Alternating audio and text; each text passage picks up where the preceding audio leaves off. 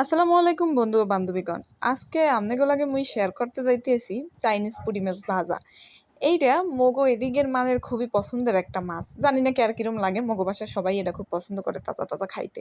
তো বন্ধুরা দেখাই আপনাকে কি প্রসেসে মুই রান্না করি। এই যে হলদি, মরিচ, নুন অল্প একটু পরিমাণে সব কিছু দিয়ে এখন এটার ভালো করে ছাকানাকা ছাকানাকা করে মাখাইয়ে নিব। মাখিংস দিতে আসি।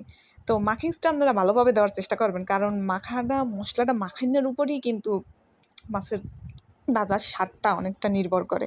তো এখন মুই একটা কড়াই দিয়ে দিছি, এই কড়াইতে এখন কিছু পরিমাণ তেল দিমু। তেল দিয়া এটারে ভালো করে ভেজে নিমু। এটারে যত বেশি ভালো করে ভাজবেন তত বেশি টেস্ট লাগবে এই মাছটা খাইতে, বুঝলেন বন্ধুরা? তো তেলটা দিলাম, এখন একটু তেলটা গরম হোক, গরম হওয়ার পর একে একে ওয়ান বাই ওয়ান মুই দিয়ে দিতে আসি মাছগুলো দিয়ে দিছি। এই যে বন্ধুগণ, মাছগুলো তাওয়ায় দেওয়া হয়ে গেছে। এখন অন্য পিঠ উল্টোই দিছি, এই পিঠ ভালো করে ভেজে নিছি, ওই পিঠও ভালো করে ভেজে নিয়ে এই এর পরে এখন রান্নার প্রসেসে যাইতে আসি। এই যে একটু তেল দিয়ে দিলাম, এরপর একটু হালকা একটু পেঁয়াজ কুচি দিমু একটা আলাদা ফ্লেভার আনার লইগা, লগে কয়েকটা কাঁচামরিচ কুচিও দিয়ে দিতেছি।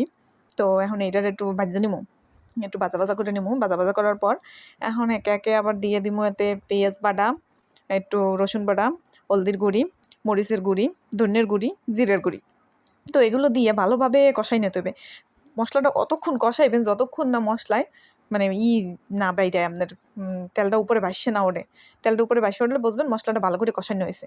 তো এখন মোর মশলাটা অলমোস্ট কষানো হয়ে যাইতেছে।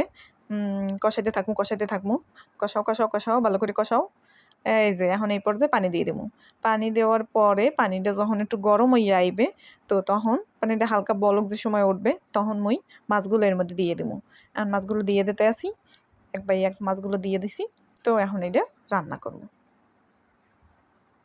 তো বন্ধুরা এখন মোরা ওয়েট করতে আসি রান্নাটা শেষ করার জন্য। ও আর একটা কথা, আপনারা অবশ্যই অবশ্যই মোর চ্যানেলটা সাবস্ক্রাইব করে দেবেন এবং কেমন লাগলো এই মাছ রান্নার রেসিপিটা কমেন্ট করে জানাবেন। ধন্যবাদ।